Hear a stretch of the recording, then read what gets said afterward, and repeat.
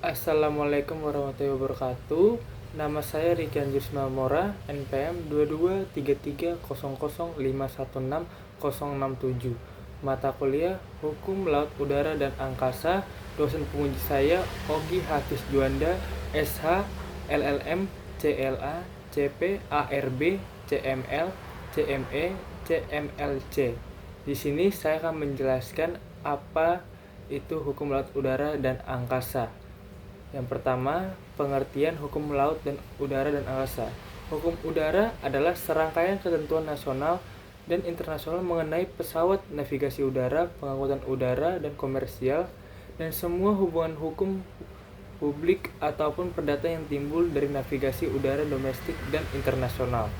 Hukum ruang angkasa adalah hukum yang ditujukan untuk mengatur hubungan antara negara-negara untuk menentukan hak-hak dan kewajiban-kewajiban yang timbul dari segala aktivitas yang terjadi pada ruang udara dan di ruang angkasa, serta aktivitas untuk demi kepentingan seluruh umat manusia, untuk memberikan perlindungan terhadap kehidupan terestrial dan terestrial dimanapun aktivitas itu dilakukan. Selanjutnya, saya akan menjelaskan status yuridis hukum ruang angkasa. Pasal 1 Konvensi Paris 1919 secara tegas menyatakan bahwa negara-negara pihak mengakui bahwa tiap-tiap negara mempunyai kedaulatan penuh dan eksklusif atas ruang udara yang terdapat atas wilayah. Konvensi Chicago 1944 mengambil secara integral prinsip yang terdapat dalam Konvensi Paris 1919. Kedua konvensi tersebut dengan sengaja menjelaskan bahwa wilayah negara juga terdiri dari wilayahnya yang berdekatan. Hal ini juga menyatakan oleh pasal 2 Konvensi Jenewa mengenai laut wilayah dan oleh pasal 2 ayat 2 Konvensi PBB tentang hukum laut 1982 ketentuan-ketentuan yang berlaku terhadap navigasi udara, termasuk udara di atas laut wilayah, sama sekali berbeda dengan ketentuan-ketentuan yang mengatur pelayanan maritim. Terutama tidak ada norma-norma hukum kebebasan memperoleh secara bebas lintas terbang di atas wilayah negara yang dapat disamakan dengan prinsip hak lintas damai di perairan nasional suatu negara. Kedaulatan teritorial suatu negara berhenti pada batas-batas luar dari ruang wilayahnya. Kedaulatan ini tidak berlaku terhadap ruang udara yang terdapat di atas laut lepas atau zona-zona di mana negara-negara pantai hanya mempunyai hak-hak berdaulat seperti atas landas kontinen. Atas keamanan status kebebasan yang berlaku di laut udara lepas tidak pula mungkin bersifat absolut. Pasal 12 Konvensi Chicago dengan alasan keamanan tersebut menyatakan bahwa di atas laut udara ketentuan yang berlaku adalah ketentuan-ketentuan yang dilakukan oleh ICAO sehubungan dengan penerbangan dengan manuver pesawat-pesawat yang terdapat dalam aneks konvensi. Namun, internasionalisasi dinilai kurang lengkap. Pertama, karena kekuasaan peraturan oleh ICAO terbatas pada penerangan sipil dan tidak berlaku terhadap pesawat udara publik, walaupun majelis dari ICAO telah menyarankan kepada negara-negara pihak untuk memasukkan dalam legalisasi nasionalnya masing-masing ketentuan-ketentuan yang juga diberlakukan kepada pesawat publik, yaitu dalam Aneks 2 dari Konvensi ICAO.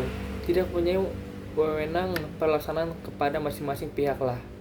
Diberikan wewenang untuk mengambil tindakan agar pesawat udara yang mempunyai kebebasan dari negara tersebut berada di atas laut lepas atau zona eksklusif, menyesuaikan diri dengan ketentuan-ketentuan dan peraturan-peraturan yang berlaku dalam kurung pasal 12 konvensi.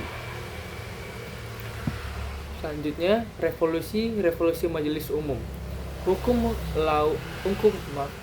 angkasa luar ini berbeda dari cabang-cabang hukum internasional lainnya karena mempunyai ciri-ciri khusus, yaitu sifat hukum yang asli, menyangkut kepentingan yang bersifat universal, dan peran penting yang diabaikan oleh negara-negara adidaya Uni Soviet dari Amerika Serikat.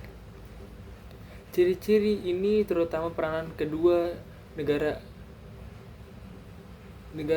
tersebut telah menyebabkan prosedur perbuatan hukum antariksa cukup unik yang dimulai dengan perundingan bilateral antara kedua negara di atas dilanjutkan dengan pembahasan di Majelis Umum PBB.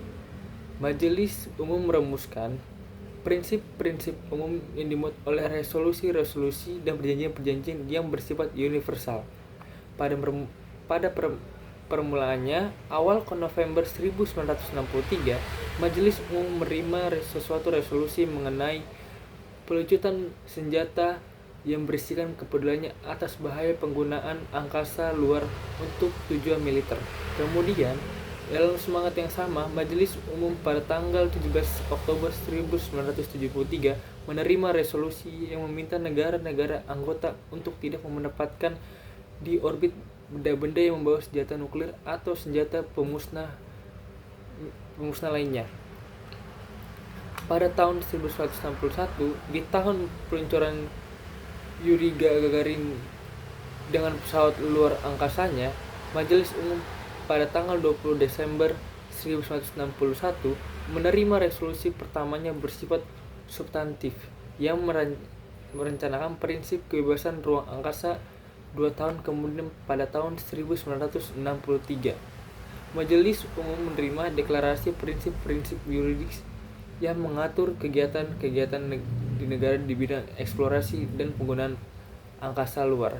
Deklarasi yang juga diterima oleh Amerika Serikat dan Uni Soviet telah memungkinkan masyarakat internasional untuk merumuskan suatu perjanjian internasional mengetahui ruang angkasa.